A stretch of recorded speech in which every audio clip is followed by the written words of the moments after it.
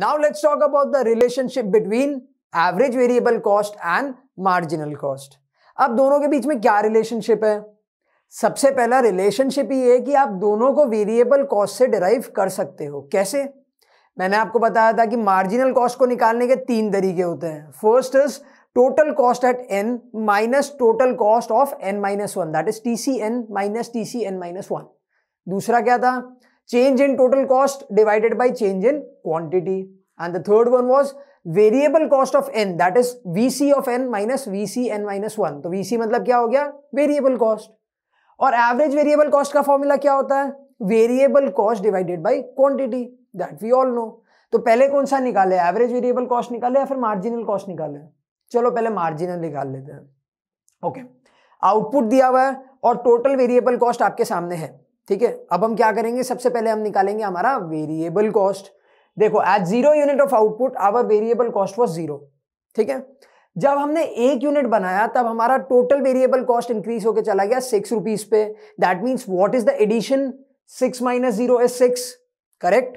फिर देखो, जब आपने 2 यूनिट बनाए तब आपका वेरिएबल कॉस्ट इंक्रीज होकर चला गया 10 रुपीज पे। तो what is the addition? 10 minus 6 is 4। Similarly 15 minus 10 is 5, 24 minus 15 is 9 and 35 minus 24 is 11। अब इन केस अगर आप कंफ्यूज हो रहे हो कि सर हमने वेरिएबल कॉस्ट से कैसे निकाला मार्जिनल कॉस्ट, तो मैं आपको बताता हूं। वैसे तो मार्जिनल कॉस्ट को निकालने का तरीका होता है total cost n minus total cost n minus 1। ठीक है, मतलब द डिफरेंस और the addition in the total cost. But एक बार आप लॉजिकली समझो, टोटल कॉस्ट का मतलब क्या होता है? Fix cost plus variable cost. और फिक्स कॉस्ट तो चेंज ही नहीं होने वाला, ये हमें पता है। फिक्स कॉस्ट तो चेंज ही नहीं होता है, तो चेंज क्या हो रहा है? मार्जिनल कॉस्ट चेंज हो रहा है ना खाली। तो अगर आप टोटल कॉस्ट में से फिक्स कॉस्ट को निकाल भी देते हो ना, तो भी कोई फर्क नहीं पड़ेगा, आंसर सेम आएगा। दैट मीन्स मार्जिनल कॉस्ट को हम वेरिएबल कॉस्ट से भी डिराइव कर सकते हैं। ठीक है, अब आते हैं एवरेज वेरिएबल कॉस्ट पे। फॉर्मूला क्या था? Variable cost divided by quantity. तो फटाफट निकालते हैं। 0 divided by 0 is 0। Please dash करके आना, यहाँ पे 1 मत लिखाना कि 0 डिवाइडेड बाय 1 इज नॉट 1। ठीक है, 6 divided by 1 6, 10 divided by 2 5, 15 divided by 3 is again 5, 24 divided by 4 is 6 and finally 35 by 5 is 7। यहां तक आई होप कोई भी डाउट नहीं है। अब लास्ट वीडियो में हमने एक रिमार्क के सेशन की या फिर एक फेज के सेशन के बारे में डिस्कशन किया था। सिमिलरली इस वीडियो में भी, इस रिलेशनशिप में भी हम लोग अलग अलग फेजेस के ऊपर डिस्कशन करेंगे। So the first phase, second phase and the third phase. अब ये तीनों फेज बोलते क्या है? In the first phase the marginal cost is lesser than the average variable cost. मतलब यहां पे average variable cost is more than the marginal cost. देखो 5 और 4 में ज्यादा बड़ा कौन सा है? 5 है ना। तो 5 is more then 4, that means average variable cost is more than the marginal cost. ठीक है, सेकेंड फेज की बात करते हैं। 5 और 5 इक्वल है, that means the marginal cost and the average variable cost are equal. Clear? अब थर्ड फेज पे आते हैं, where the marginal cost is more than the average variable cost. You can see 9 और 6 में ज्यादा बड़ा कौन सा है? 9। 11 और 7 में ज्यादा बड़ा कौन सा है? 11। तो that means in the third phase marginal cost is more than the average variable cost. Simple. अब एक बार इन दोनों के ग्राफ देखते हैं। We all know marginal cost is a U shaped curve. बात करी थी हमने कि marginal cost is a U shaped curve. वहीं पे एवरेज वेरिएबल कॉस्ट कैसा होता है? शुरू में ये थोड़ा सा डिक्लाइन करेगा और फिर ये इंक्रीज करेगा, ये भी हमने देखा था। ठीक है, तो ये हो गए दोनों के कर्व्स। अब दोनों के रिलेशनशिप देखते हैं। See, when MC is less than the AVC, कौन से वाले आउटपुट की, कौन से वाले फेज की बात हो रही है? The first phase. That is when the marginal cost is less than the average variable cost.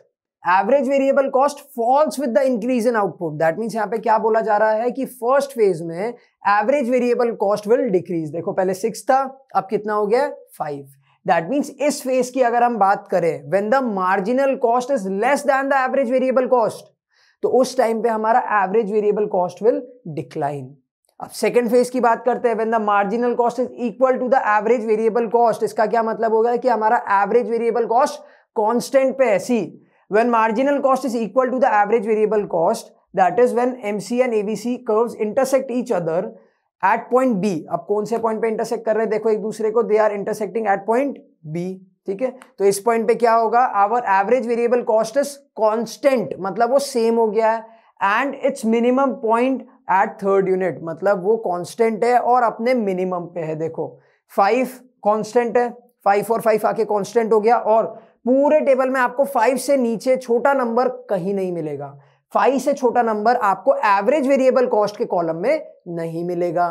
तो यहां पे क्या समझ में आया हमें कि फर्स्ट फेज की अगर मैं बात करूं, when the marginal cost is less than the average variable cost, यानी जब एवरेज वेरिएबल कॉस्ट ज्यादा है तब average variable cost will decline.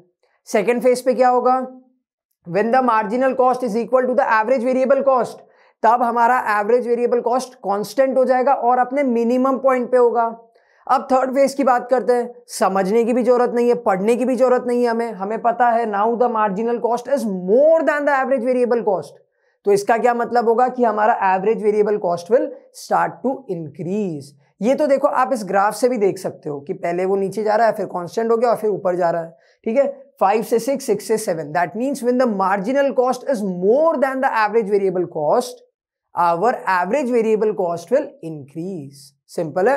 तो 3 पॉइंट अभी तक कौन से पढ़े, फर्स्ट फेज में जब हमारा marginal cost is less than the average variable cost, उस टाइम पे our average variable cost will decline.